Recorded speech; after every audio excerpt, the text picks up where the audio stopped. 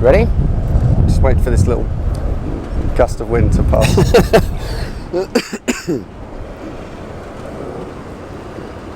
This has got to be the noisiest place in London.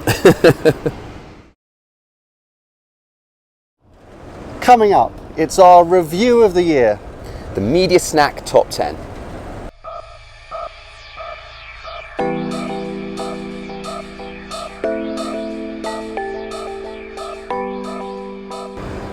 Hello and welcome to IDCOM's Media Snack, episode 58. It's our last one of the year. It is. And you'll find us here on the roof of our building in London with the beautiful sounds of Shoreditch surrounding us. So excuse the noise and the wind. Absolutely. This episode, we're going to count down our top 10 media issues of the year. We are. Looking forward to it. All coming up on today's Media Snack in just the time it takes to eat a sandwich. So let's kick straight into it. Let's start with M. M is for media. What a phenomenal year it's been for media. Yeah. Has media ever been more high profile? Certainly not in my career. No. Both, from a good perspective and from a number of lows. We've seen the highs and the lows of media. Yeah. What's certain, and we've talked about this a lot on Media Snack, is that media has never been a higher profile, with not just within marketing organisations, but within companies. Yeah, that's right. And more companies seeing media as an investment, and that's got to be a great thing for the future. A really good thing, but with a backdrop of some kind of key issues that the industry need to deal with. Yeah. And I know that you've got in your mind a media person of the year. Well, I don't think there could be any doubt about that Bob Liodice, the CEO of the ANA, who we've spoken about a lot, has just got to be the most significant media figure of the year, wholly because he's encouraged ANA and therefore its membership in the US to really start asking challenging questions about media that are having an impact. But as we've said before, we will look back at 2016, look at the legacy of the work that was done by Bob and the ANA, and see that as a pivotal moment in the change and the evolution of the media industry. So this really has been a year about media, and it's been challenging but very exciting, gives us hope. It does. Next, E is for pitches, or more specifically eAuctions actually, which have become kind of synonymous with pitches, increasingly so. That's right, and the most notorious pitch of the year was the VW pitch. Yeah. That was run through an e-sourcing platform with an e-auction at the kind of the very heart of that kind of process. And I know there was a lot of dissent, but nevertheless, PhD secured that win, and that was a monumental award for them this year. Yeah. So there's nothing wrong necessarily with e-auctions per se, if that's the mechanic that you use to test the competitive of agencies. But they can be wrongly applied, can't they? That's really been the criticism in some of the pitches which have been so heavily commercially focused and created this race to the bottom. And that's the challenge. It engenders behaviours perhaps from the agencies that don't encourage delivery of pricing that can be sustainable. And I think that's generally the danger. And we'll wait to see whether Omnicom can fulfil their price commitments that they made on the back of VW. But there were also pitches that weren't run through e-auctions. We saw the conclusion of Sony this year. Diageo consolidated all of their activity with Cara, and Fox was probably the longest pitch known to man, I think, concluded this year. That went on for about 2 years. And also IKEA, which obviously we were involved in running. There's been some good pitch work. E-auction itself is not going to go away. It's probably increasingly going to be part of the really large-scale reviews, but I think the challenge for marketers, and certainly our call to marketers and procurement looking to run pitches involving an e-auction, is to make sure that those are balanced and that they're engineered in the right way, that they don't create these painful races to the bottom for agencies next year. Next, D. D is for Dangelo. Mr. Jerry Dangelo. That's right, Jerry.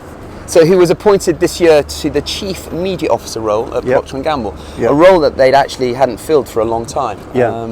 And just a reflection of how important that business sees media, and a very senior stakeholder that will provide that governance. And it echoed a rallying cry from the ANA, right?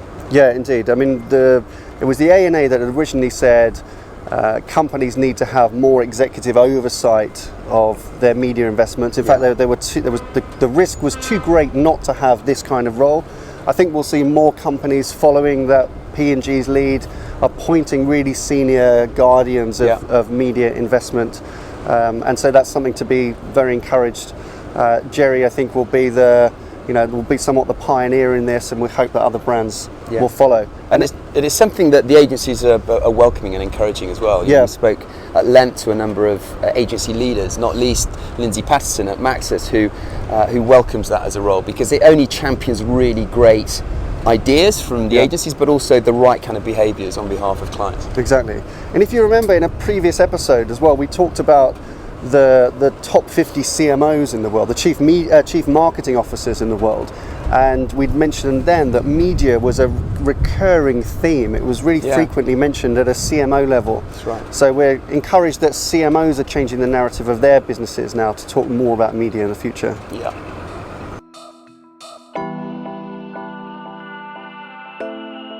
I is for ISBA. That's right. So ISBA, the trade body that looks after the advertisers in the UK, championed the transparency cause on behalf of their members. They did. And created a brilliant framework for writing contracts for their advertisers. Something that was long needed, and addressed the balance, perhaps, if you like, from contracts that were being written in favour of the agency, and aligning those perhaps more in favour or in fairness with those of the advertiser. So it was a brilliant piece of work that Debbie and her team led this year. Yeah, and if you're an ISBA member, you can get a copy of the contract, the media agency contract template, and all the supporting notes that go with it direct from ISBA. It's a fantastic piece of work. Yeah. A is for ANA, which is the Association of National Advertisers, which is the US trade body.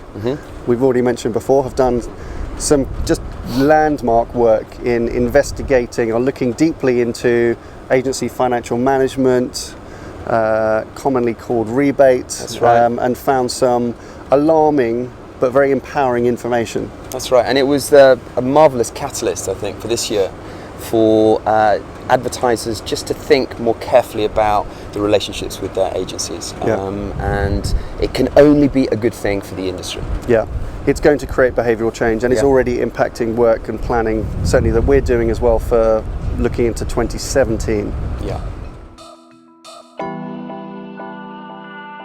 S is for stats. So numbers, and particularly when it comes to digital marketing, which right back in the day, we believed that digital marketing would be more accountable and they're potentially more effective. But this year has really been a bit of a challenge for the digital marketing industry, both on the reliability of information and the just sheer scary numbers that are now coming out of digital marketing. Spotlight's been on Facebook for their miscalculations of certain metrics, which still seems to be happening. Absolutely. 5 out of 220. Yeah. A fascinating report issued by White Ops in the US this week has identified what they think is $1 billion a year click fraud activity.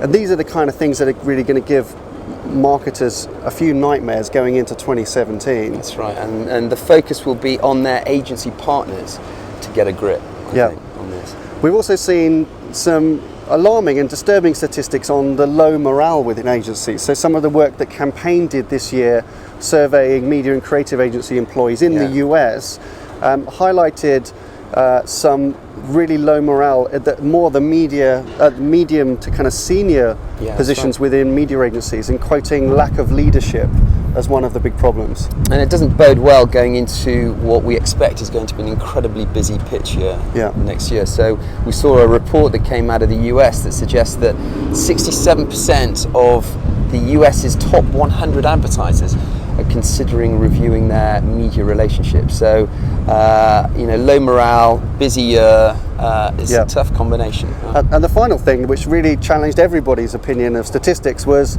both Brexit and Trump winning. Right. So, of course, that against all the polls were triumphs. We talked about Trump's numbers in terms of his domination of social and earned media exposures, which have kind of set a new blueprint, if you like, for certainly for presidential campaigns and perhaps even marketers. There will be more numbers next year.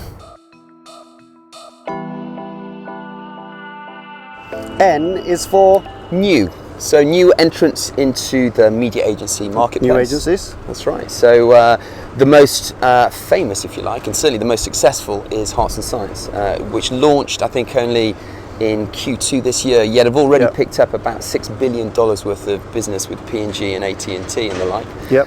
Who else did we have? So we've had other interesting kind of newish entrants into the marketplace. I mean, one of the most high profile as well has been the launch of Blackwood 7. That's right. Which is a more kind of transparent media buying platform in theory. We'll see how that goes. It's generating a lot of interest.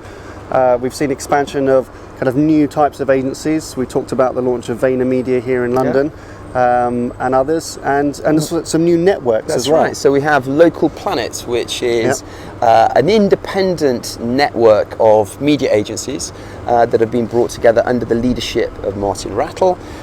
So we'll see how they get on next year. Yeah, and there are likely to be more and more, I think, new types of agencies springing up.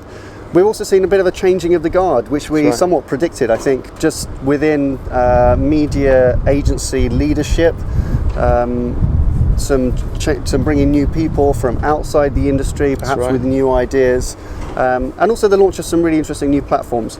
Probably the most controversial of which was Instagram's Stories launch earlier this year, which was obviously accused of being a direct rip-off of, well, it was a direct rip-off of Snapchat. More opportunities than ever. 2017 is going to be more of the same, more new.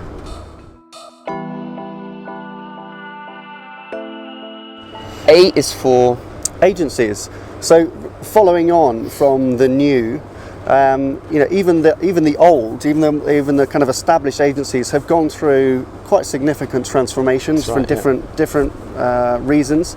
The big news at the beginning of the year was the Publicis Group restructure, which gathered together their media assets into Publicis Group. I think still to be really largely tested, but they had a better year than they had the previous year. Definitely. So perhaps some of that is down to the restructuring. We've got a little dog barking down here. As a Media Snack fan. I think Omnicom, we've mentioned, have had a pretty stellar year actually. I mean, they've retained and grown business, launched new agencies. Relatively, less outspoken than some of the other agency groups, but seem to be somewhat on an ascendancy. A kind of counterpoint to that was really Group M, who've had a challenging and turbulent year somewhat, have lost some business to Omnicom. But we've also seen a significant change in leadership there. That's been the new face, Kelly Clark, now global CEO of Group M, and immediately making what looks like very positive or assertive change, really shaking that business up. And Dentsu Aegis have had a troubling year, not least with some transparency issues in Japan with one of their oldest and longest clients. But I think they're putting in place areas where they can begin to sort of address those. And they've continued to be really highly acquisitive as well. I mean, that's as a group is very acquisitive, and their big purchase this year was Merkle, which is the data company in the US. C is for consulting companies. So Accenture again. Accenture absolutely acquiring creative agency Karmarama for a reported 50 million. Just another indication of the consulting business's appetite to go into marketing services and take on the big six. And that's been a massive thing in the industry this year. I mean, last year we were not talking about the consulting businesses and the impact that they're having on marketing services, even though they were already substantial businesses. This year we've really seen them come into the public domain, really to the fore, not only acquiring particularly creative agencies, but stealing scope, increasingly stealing scope from agencies. That's not something that's going to abate, I don't think. I think the gauntlet has been properly thrown down. The challenge is there. And then the next stage, as we talked about a couple of weeks ago, is what do these groups now do in media? Yeah, that's right. Because they're generally conflicted. So it'll be interesting to watch their moves in media and see if they really can make an end-to-end proposition. Yeah. And finally, K is for just killer ideas. So despite all of the noise and the negativity perhaps that surrounded the industry, we have still seen some phenomenal, creative and inspiring media work coming out of media agencies this year. And that's what clients fall in love with. Even with a context of lack of trust and transparency in the pitches that we have participated in, just the inspiration that comes out of great media work. And there is so much great media thinking and brilliance within the agencies that when that comes out, that's what the business is all about. Exactly. And so we're really looking forward to being excited by media next year. Get over some of these kind of fears of complexity and intimidation in the complexity of media. Get back to really great media ideas, things that grow brands and make change. So that's what we'll leave on that positive note. Absolutely. Killer ideas. We want more and more killer ideas. So that's it for this year of Media Snack. Thank you for sticking with us. Please, we wish you all the best for the new year and look forward to you joining us again in 2017. Bye for now. Bye for now.